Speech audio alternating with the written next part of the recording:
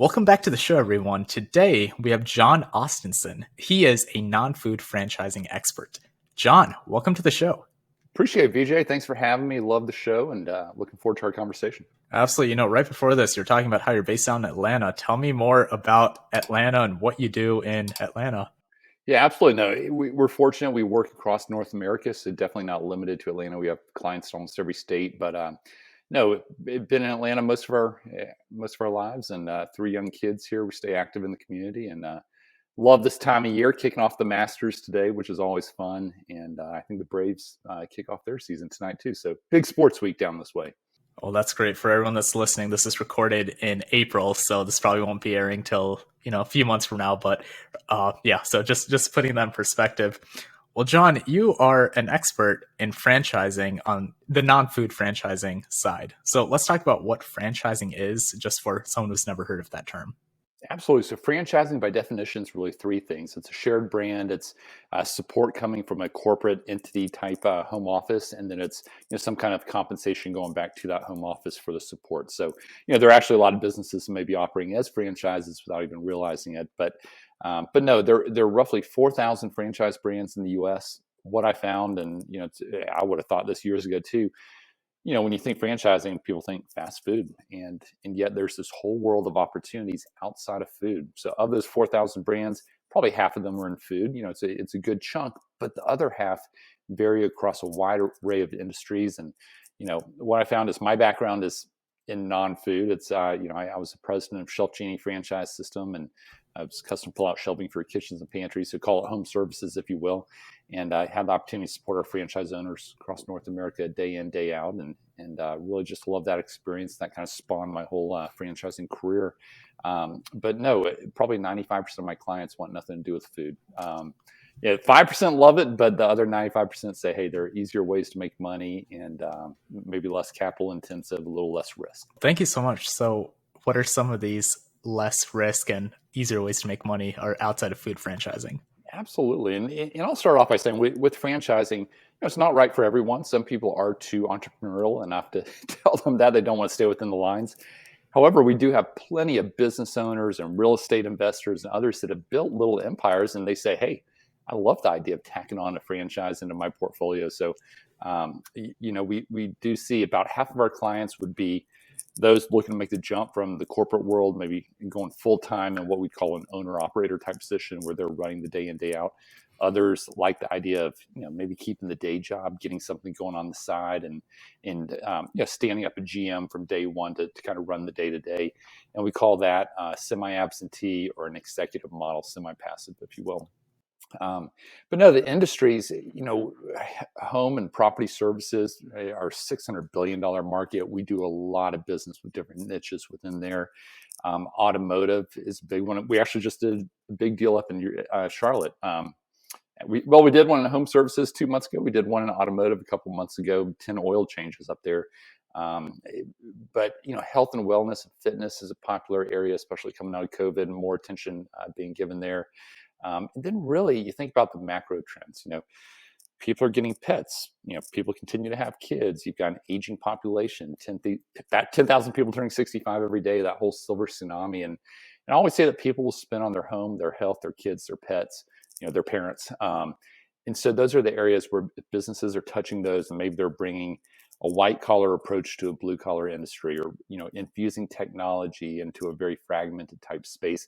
There are ways to really disrupt, so to speak, and we've just continued to see franchising thriving. Thank you for that. So let's talk about this disruption. And I'm coming from franchising.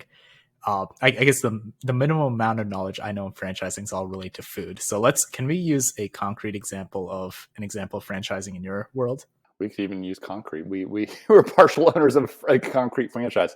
No, there's one that we've done 3 deals with in the past 2 months, and I think this would be a good example. It's a gutter company. Gutters, $6 billion industry. Most people don't think about them until they need to. However, it's both residential and commercial. The 3 clients that we had that purchased, one was in New Jersey, one was in Massachusetts, and we had a couple of brothers in South Carolina that just bought it. And the brothers have a background in insurance. They're running it semi-absentee. They're going to put a GM in place. The one in New Jersey is going to run the day-to-day operations, at least for the time being, until he builds up the business. The one in Boston, former Wall Street attorney, right outside of Boston. None of these guys had any background in this, and that's the beautiful thing about franchising is, you don't have to start from scratch. You do start on third base instead of first base. You're able to switch industries. None of these clients thought they'd be getting into gutters, when we first started talking, but 80 to 90% of our clients end up in something that they never expected. But then once you peel back the onion, what do you want the day-to-day to look like? Do you want a brick and mortar retail setup, or do you want, maybe more of a remote setting? Do you want a large team, small team, financial returns? And what really attracted all three of these sets of clients was the financial model around the opportunity. And for a buy-in of probably 150 to 200,000 all in, including working capital. And several of them used SBA loans to help fund that. One used his retirement fund. There are different ways to go about funding. But what they really got excited about was the average franchise owner across a large swath of franchisees in North America. Average franchisees doing 1.2 million in revenue. That's not your top one, that's your average. And then dropping down to EBITDA, what you're actually putting in your pocket end of the day, they're at 31%, I believe. So call it, I think it's like 350 and change. There was the bottom line. And so he said, wait a minute, I'd love to have the freedom and independence of running my own business. If I can make that kind of return, even out of the gate, they've got franchise owners that are doing north of $1 million in year one. So it's one of those you can kind of get up and running pretty fast. Got it. So going deeper into that, what are some advantages of having a franchise compared to just starting your own independent business? And one example you said is the amount of money you're making fresh out the gate just because it's a well-known brand. But what are some other advantages? Yeah, really, it's a couple of things. I would say you're not trying to determine product market fit on day one. Instead, product market fit has been determined. It's been proven out. There's a playbook in place. And so, it's up to you to go execute the playbook. Kind of, you've got that coach on the sidelines, that franchisor that really the better you do, the better they do. So there are some aligned interests. And of course, not every franchisor is created equal. But we vetted out the ones that, we really feel most strongly about. And then you've got other franchisees in other markets that, bring a lot of insight, whether it be, hey, here's where we found our best employees, or here's a marketing vehicle that just worked for us. A lot of times you're not having to recreate the wheel, but you're learning from each other. And you're building towards an exit. And I think a lot of times people think, oh, am I buying a job or just buying a cash flow stream? But, there's that piece, but you're also, as many of your listeners know, if you're not W-2 and, you own a business, you're able to write off a lot of expenses. You kind of have that piece of it. And then finally, that exit value, you're building an asset that you're going to be able to resell one day. And a recent study was done where they looked at 2,000 businesses that had transactions, had exits across a number of different industries. Half of them were franchised, half non-franchised, and they kind of compared like-kind models. And what they found across this large data set was those, this was over a 10-year period as well that they looked at. They found that those that were franchised traded at a multiple of 1.5 times those that were not franchised. So, that value is seen upon the resale by the buyers in the market as well. Got it. So it's mostly because it's a tested concept. It's already has a proof that it works. And so people are willing to pay a premium for that. Yeah, you step in, you've got a support system on the back end in that franchisor. Got it. So let's say I'm an investor, but I don't want to do any work. I just want passive income. What would be, I guess, a step I could take to get involved in franchising without, again, doing much of the work? First off, if it's any encouragement, know that a lot of my clients say the exact same thing. I'll just give you a case study. So a client of mine, Nathan Bocock, down in Columbia, South Carolina, just south, kind of in between you and me here. Nathan and I did a couple of deals together in recent years, and Nathan's the largest franchisee of 2 Minute Truck. He's 39 years old. He runs a $35 million business across 10 different markets. Well, he's built out a portfolio of other businesses as well, none of which he's running. And really, he only provides a little bit of maybe coaching or advisory from the sideline. Instead, he's found good general managers, put them in place, and then kind of coached them up and said, hey, go make us proud. Let's align our incentives, and, better you do, the better we all do. And so he's actually starting to provide some coaching to my clients on how do you find that general manager, what are the best practices for aligning compensation and everything. I mean, my partners and I, we're franchisees of several brands ourselves here in Atlanta, and we've got general managers in place that are, oftentimes young guys, late 20s, but they're hungry. They've had a little bit of work experience. We just hired one that, it's 5 years of, CPA work. I think it was KPMG or E&Y. And anyway, he's like, hey, I'm ready to get out there. I want to be out in the field. I want to go make things happen. And he's killing it, absolutely killing it. So, you don't always get lucky on that first hire. I mean, sometimes you have to cycle through. I mean, that's the painful side of, owning a business is, dealing with those kind of things. But when you find that strong player and you've got a good opportunity and a good market, setting them up for success and then letting them run, it's you're doing good in addition to making money. Got it. Thank you for that. John, let's back up a little bit. I'm curious to learn more about your story. Why did you get into franchising out of the million other things you could do? How did franchising, or why did you get into franchising specifically?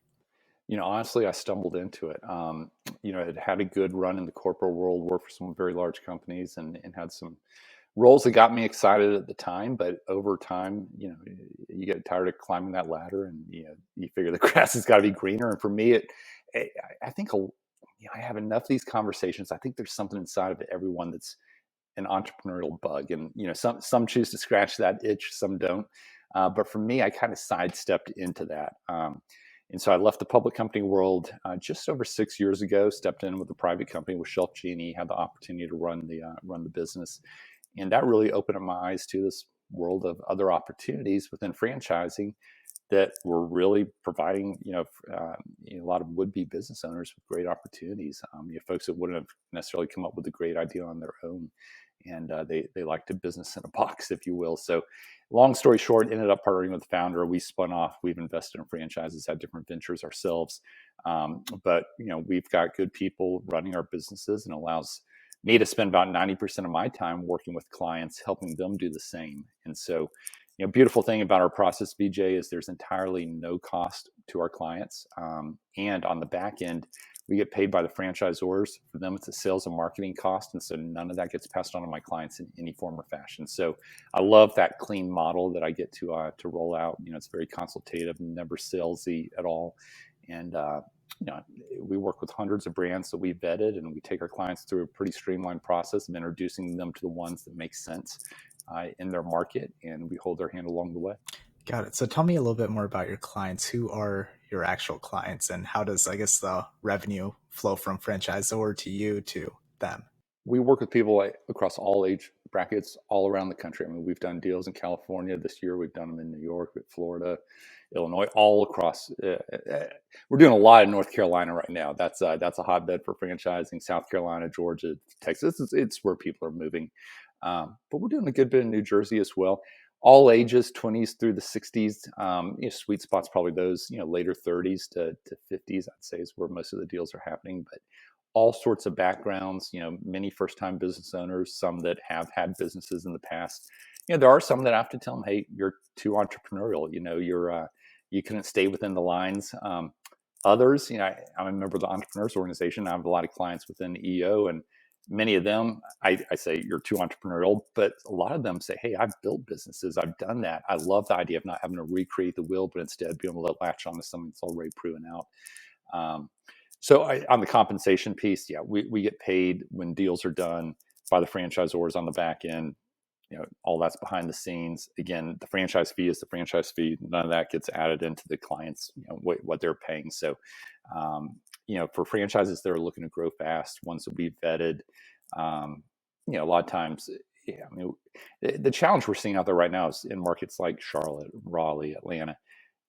Things are going fast, going really, really fast. I mean, I'm always pitting my clients up against other candidates and in the same market for the same opportunities. So as a result, we work with all the development groups across the U.S.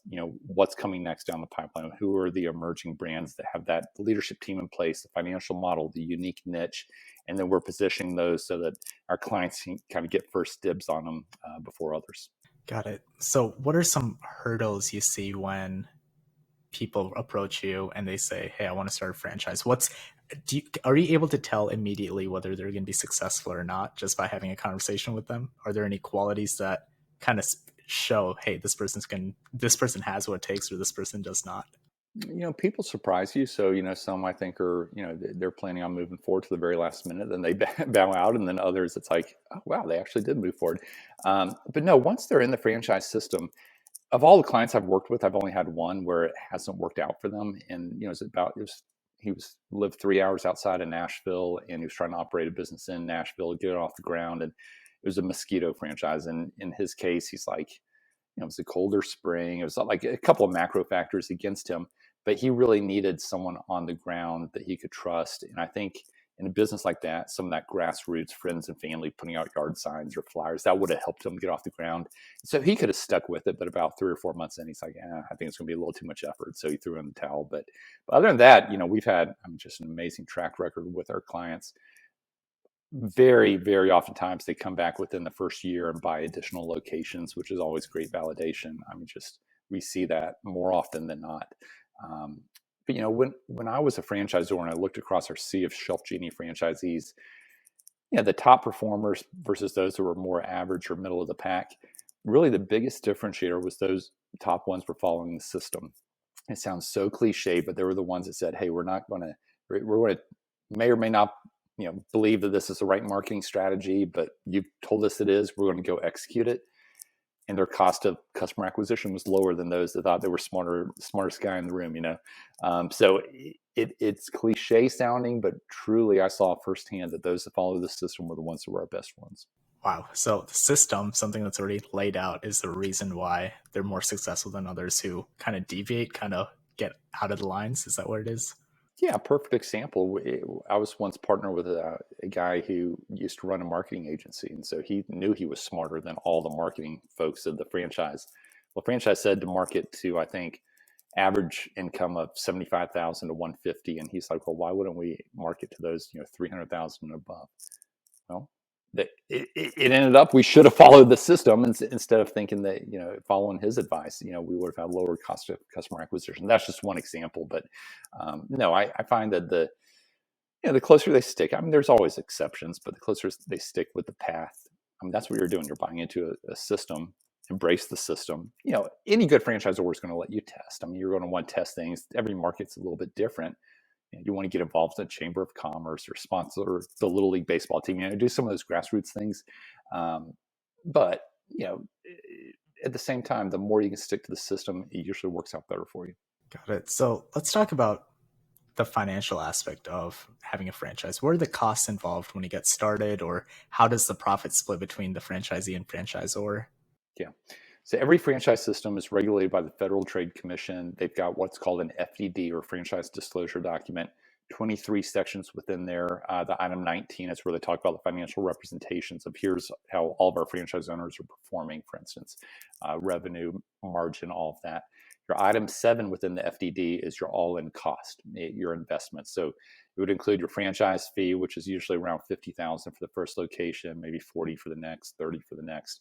But it'd be your franchise fee. It would be your any startup capital if it's a retail type build out. Any cost incurred there. And then they usually include your first couple of months of working capital. So whether it be marketing expenses or personnel expenses. And so all that comes together and it's given as a range. And so I'd say the average for us, probably 75% of the deals that we do fall in the range of 125,000 to 250. I'd say that's kind of the sweet spot. And then of course we do some that are above that and a few that are below it. That's kind of the sweet spot. About a third of my clients are funding that with an SBA loan. SBA loves, believe it or not, the government still supports small businesses in some ways, in the tax code, then also with the SBA lending. We've got some great partners that help our clients on the SBA side. Probably a third of my clients today, just with the record levels of cash on the sidelines, are self-funding the purchase. And then the other third are using either a retirement program. You can self-direct your IRA or 401k through what we call a ROBS program that we can help you set up to actually fund the franchise, or a portfolio loan. If you've got a large amount of assets in brokerage accounts, you can borrow against those, which is kind of it's a low interest rate. I personally do it because it's a no-brainer. But then lastly, some people will use a HELOC, or if they have a lot of equity in their home, tap into that as well. Got it. So a lot of people use different types of loans and just use a retirement or borrow against their portfolios. Let's go a little bit deeper into the SBA loan side of it. How much can you actually get with an SBA loan, and what are requirements to qualify? Yeah, the majority of the loans that our clients do on the SBA side would be an SBA Express loan. Those are usually more for service businesses where you don't have the brick and mortar set up.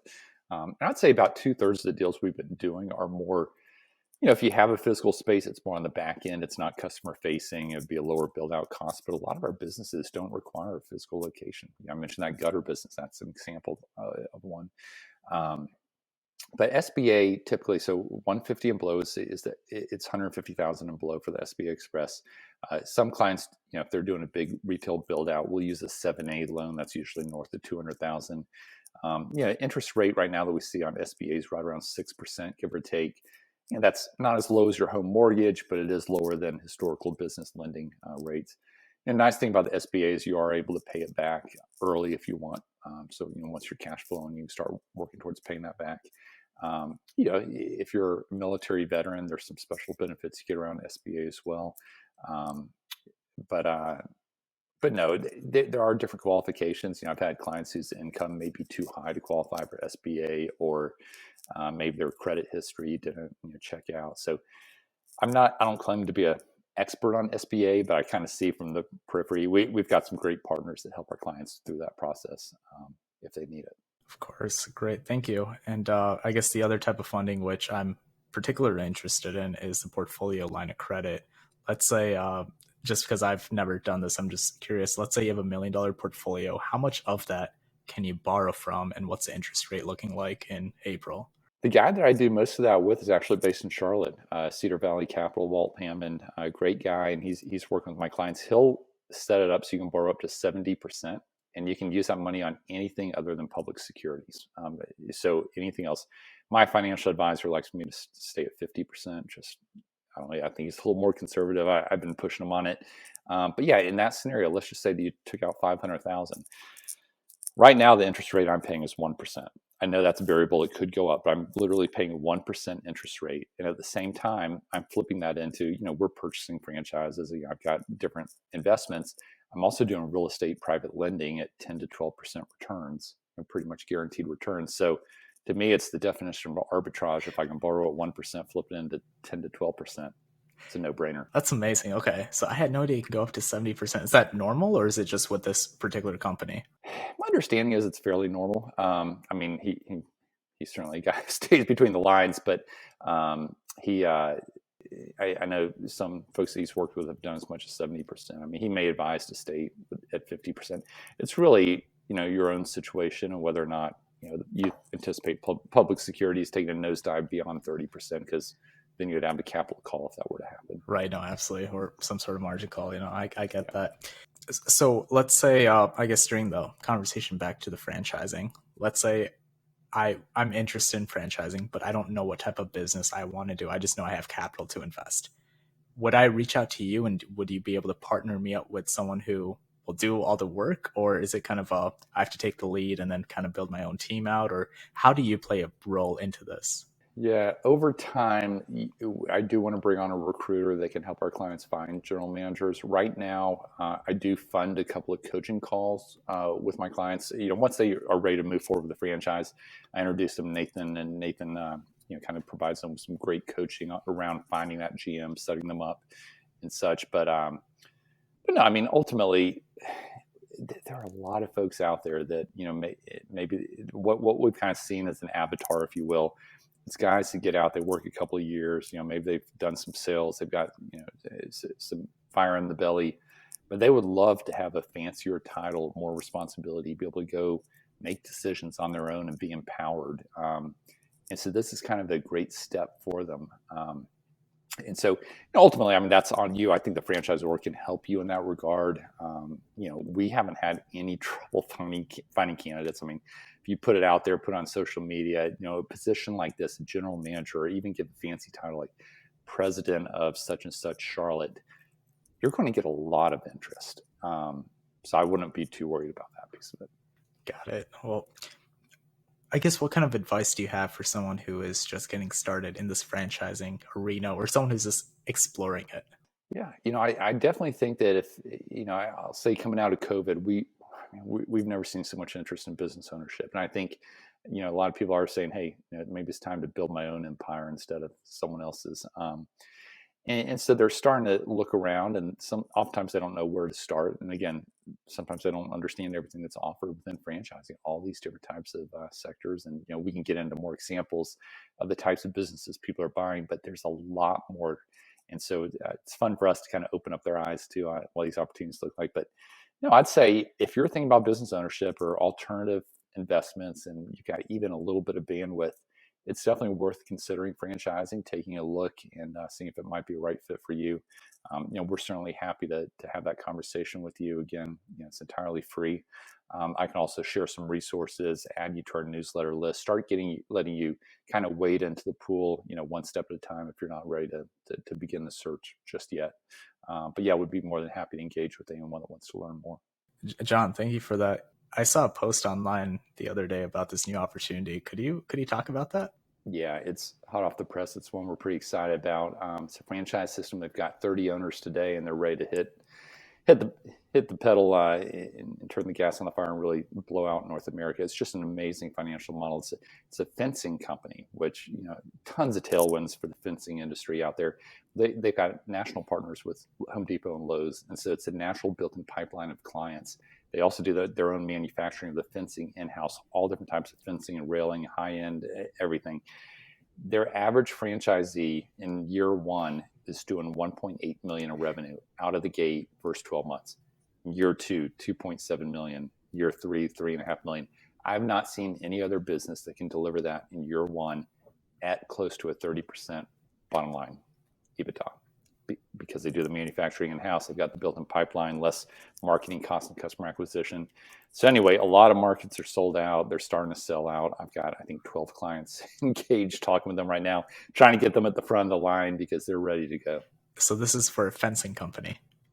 Fencing company. So yeah, the examples I gave here, this and the gutters, property services is a very popular area. But we continue to do things in automotive and health and wellness. We've got great concepts that support kids, whether it be STEM and computer coding or martial arts, or the aging population, whether it be custom orthotics that use 3D printing, or automotive. The oil change I mentioned to you earlier, they use prefabricated kiosk buildings backed by an investor group, and then they use unused parking spaces in a retailer shopping center. So it's this great kind of win-win for everybody involved. And on that one, all in investment, you're between 125 and 150 per location for a single bay unit. Only 2 people staffing that. Average revenue is $330 top line per location, with $130 hitting the bottom line. So my clients that bought 10 of them are coming back buying 3 more now. So they're building their own little empire there. Wow! Congratulations to your clients. I'm curious about, I guess, real estate investors' roles in all this, because it seems like most of the business you're talking about real estate heavy. Let's say I invest in real estate. How can I get involved in franchising from this stand or from this point of view? Yeah, easily 2/3 of our clients are real estate investors as well. I personally am too. We just had a real estate broker, so he kind of sits in that seat. He has a good brokerage. Just bought a property management franchise. Great compliment to his business. Had another guy actually in Charlotte earlier this year buy a renovation type business where he works with his large network of agents, and he's the renovation guy. He's got a team of 3D designers behind him at the home office. We've from roll-off dumpsters to the Serve Pro models. People love kind of that non-sexy business. That's the new sexy. I joke, but a lot of businesses that cater to both. Some that specialize in multifamily services, multifamily apartments, others that are more single family type in nature, but all sorts of supporting services. And if you've got a good network of real estate brokers and agents and others locally, you can become very specialized in a niche. Good example, insulation. Who's ever thinking about insulation? Well, builders think about it. And then obviously, when your energy costs are going through the roof right now, you think about it. $52 billion industry. And there's only one national player. This national player had 5 locations 2 years ago, 250 today. Great financial model, proprietary product, marketing in-house, call center set up to support you on the back end, all the technology. So it's businesses like that people are gravitating towards. Wow, that's insightful. What is your favorite business book and why? Favorite business book? Gosh, I read a lot. Favorite, I'd have to go back to the one I'm having my 10-year-old son read right now. It's called The Compound Effect by Darren Hardy, and I've read through it several times. It's similar to Atomic Habits. If you've read that, but it's the idea of the little decisions we make today have a compound effect over time, and so I apply it to all areas of my life. Personally and on the business side of just, it keeps me in check of, some days you're grinding and it does pay off. And some days the days are long with young kids, but, you're kind of looking North Star vision is, how they'll turn out one day. So anyway, that's one that kind of comes top of mind. It's a great book. I read that a few years back and I definitely need to revisit it. So thank you for that recommendation. Well, Jon, it's been an absolute pleasure having you on the show. Where can our audience get in touch with you? Yeah, come out to our website, FranBridgeConsulting.com. Like I said, sign up for our newsletter. We've got great content coming out every month. We've got a new book coming out in Q3. The book's called Non-Food Franchising. So we'd love to give you a complimentary version if you sign up for our newsletter.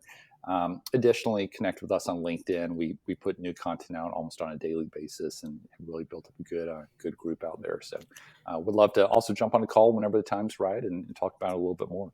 Awesome. I'll put all this in the show notes. And so you guys can all reach out to Jon whenever you'd like to. Jon, thank you so much for coming on the show. Enjoyed it, VJ. Thanks for having me.